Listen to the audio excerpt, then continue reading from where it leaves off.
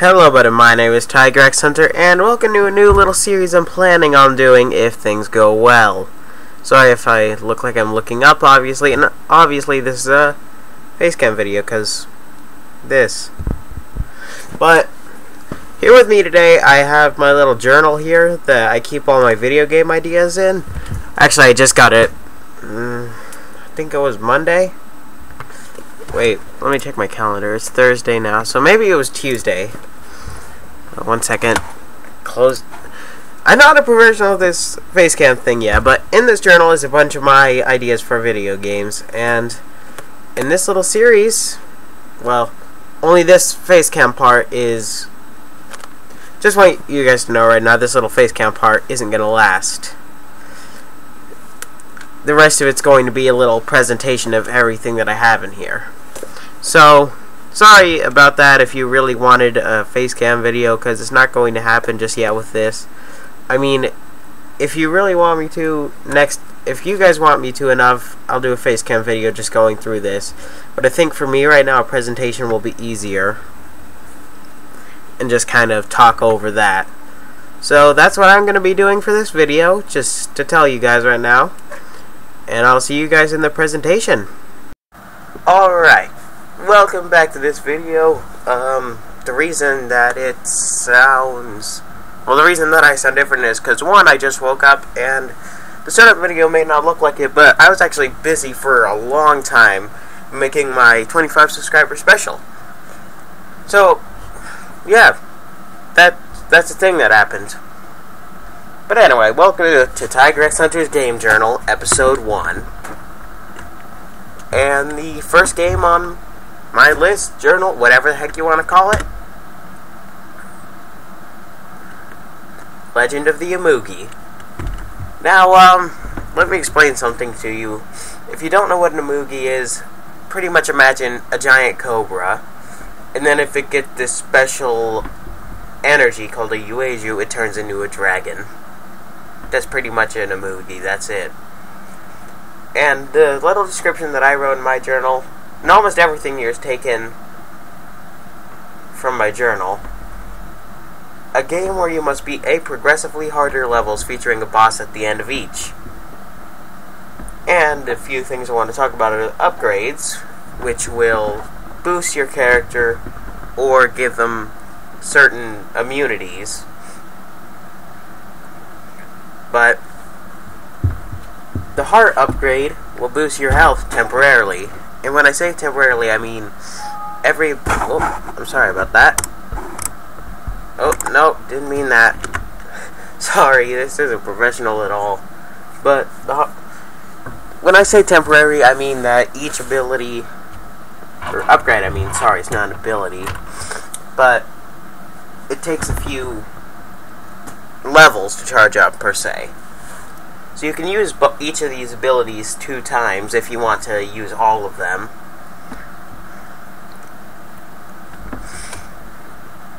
Because, like it says up there, there's 8 levels and there's 4 upgrades. Now the heart upgrade boosts your health to 150.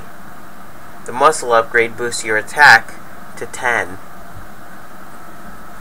So it multiplies your attack by 2, so your base attack is 5. The Nullify upgrade means the Amou's elemental attacks don't do anything to you. Elemental stuff like that. It's like even Yudoku down there under Amou's, the toxic Amou, his poison won't affect you if you have the Nullify upgrade. And the Feather upgrade does one simple thing.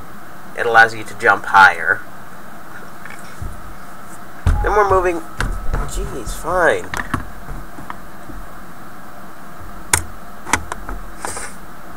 Amou's.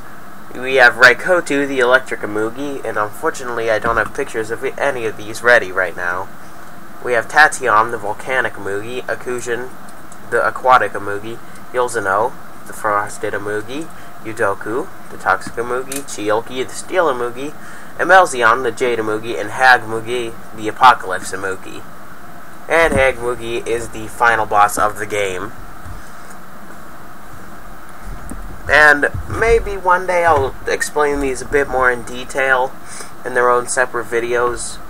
where I just kind of put together a video saying what's what, you know. And then items, Vera Oil, and Valor Oil. Vera Oil restores 20 HP, and Valor Oil doubles current attack, but the effect is not stackable. So, for example, if you have the muscle upgrade, you can boost your attack to 20 with a Valor Oil. Unfortunately, you can only get Valor Oil after you fight Ilzano, and Vera Oil's only available once you beat Tachyon. So that's Legend of the Amugi, and let's move on. Now this is something that you might have read a little bit while I was fumbling around like an idiot. Gene, a game where you create an animal and can select traits that it may evolve, open world. Now, if you guys have ever heard of a game called Niche, pretty much think of that, except it's completely 2D, it's pixelated, and you get to create your animal, and just, it's more free roam than Niche. It takes a lot of inspiration from Niche, and its combat system, though, is called a line and tile combat system. That's what I've called it. The player has 3 tiles to use, moved to by 1, 2, and 3. So, top tile, middle tile, bottom tile, to avoid 12 different attacks from other creatures that share the islands with you. And then you have some challenges that you might have a hard time overcoming. The max pack size is 8, so you can only have 8 creatures in your pack. Only creatures with the long claws can clear tiles, and only finned creatures can swim to new islands. Then you have a few formulas on how you can get certain things. The diets are pretty easy. Herbivores and carnivores, it's either short teeth or long teeth. And if you want to be a flying creature, you require your weight to be less than 100 units and all features on the body to be set to feathers. And if you want to be aquatic, you require all features on your body to be set to fin. That's pretty simple, and it's pretty straightforward.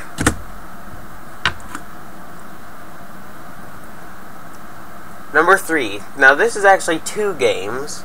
2 games that I just kind of thought up of on the fly, so it might not be too creative, but I do want to add more to these because I actually think these have potential.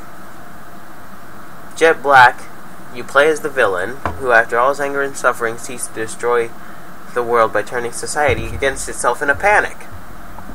Pretty much, you're trying to kill everyone. And in Quartz White, you play as the hero who has a different perspective on the villain's motive. Motif, however you care to pronounce it. You seek to stop the villain's chaotic plan. And the gameplay differences. In Jet Black, you must play through levels where you set up equipment to cause catastrophes while avoiding police and other law enforcers along the way. And in Quartz White, you must play through levels to disable all the equipment the villain, set up to stop the catastrophes, and you're on a time constraint this time. At the end of the games, you end up having to fight the other game's protagonist as a boss battle.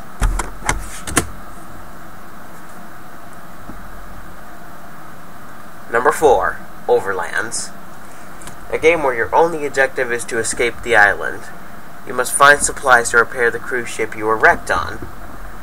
And the only thing on this is dangers. The island is full of danger, with the wolves, bears, and some birds of prey, snakes, and other animals trying to kill you. But that's just animal dangers. Poisonous plants, disease, and other natural dangers will harm you as well. In the water, you can drown, be attacked by leeches, or be attacked by sharks and other dangerous marine life. So, pretty much your only objective, like I said, is to escape the island and survive. Number 5, Neo. Now, this is not Matrix related, I promise. Well, it kind of is, but kind of isn't. A Monster Hunter-esque game about a special prince who are able to create living animals. Now, first I'll go on the second dot, on the hunt. Defend the community from the prince, also known as the creatures, the monsters, whatever. Gather commodities for your community. Set up the area for the next hunt on the expedition. So So pretty much, if you have some stuff now, but you're not going to have... You guys kind of get it, right? Like, if you set up a trap on the hunt you did before you hunted a monster, that monster might get caught in the trap because it doesn't really know it's there. Something like that. Other gameplay: manage a community of survivors and maintain your reputation. Your objectives are to kill Animus, the first print, and the one who started this disaster.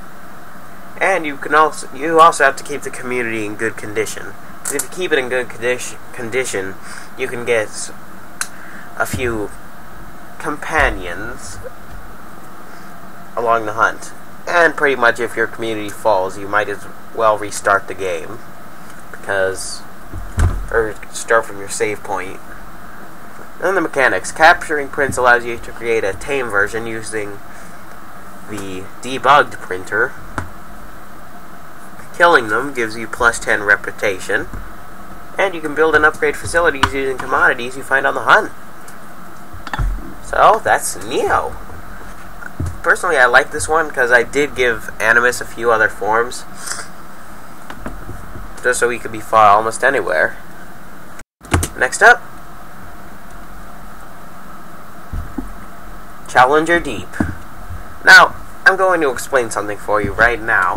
For anyone who doesn't know what Challenger Deep is, it is the deepest point in the ocean. It's located in the Mariana Trench, which is the deepest trench because it has Challenger Deep in it. Okay, I'm just gonna go along.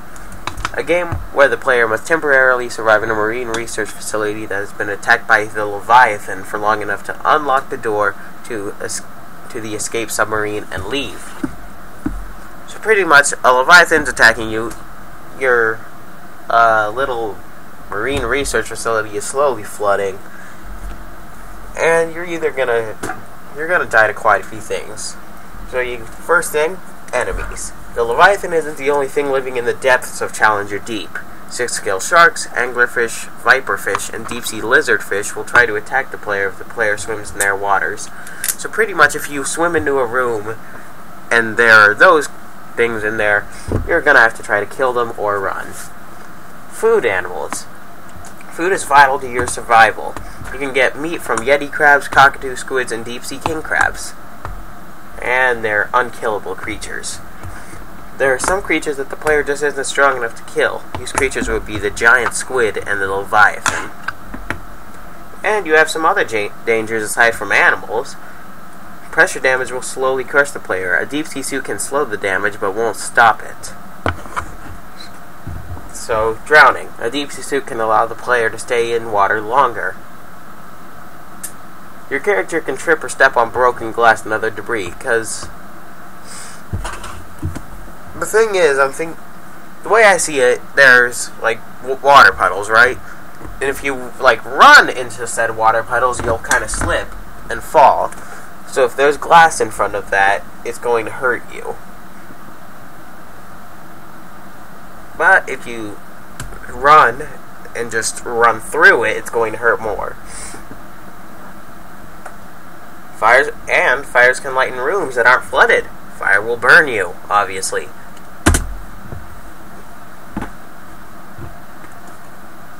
Number 7, the darkness never fades.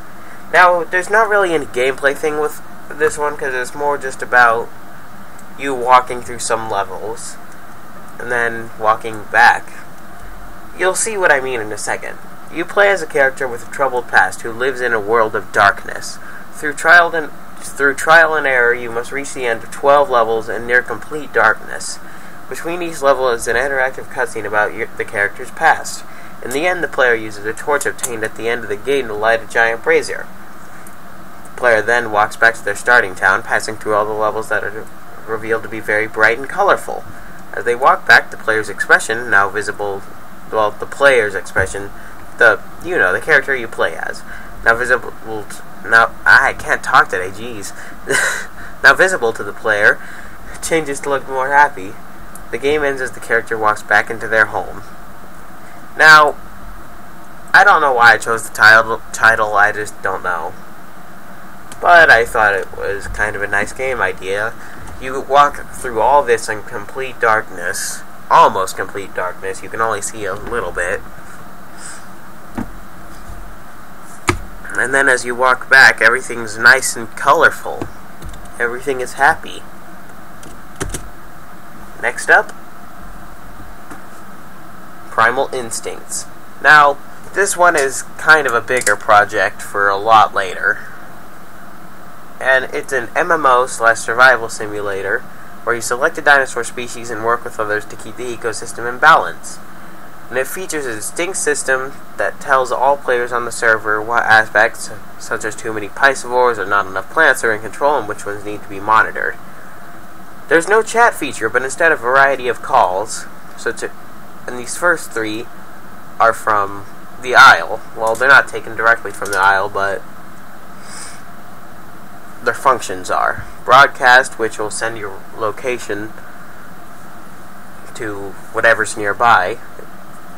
2 is friendly, 3 is warn, 4 is threaten, 5 is mate, 6 challenge, and so on. Your dinosaur's appearance will change based around your actions and the area you spend a lot of in. Stupid typos, jeez.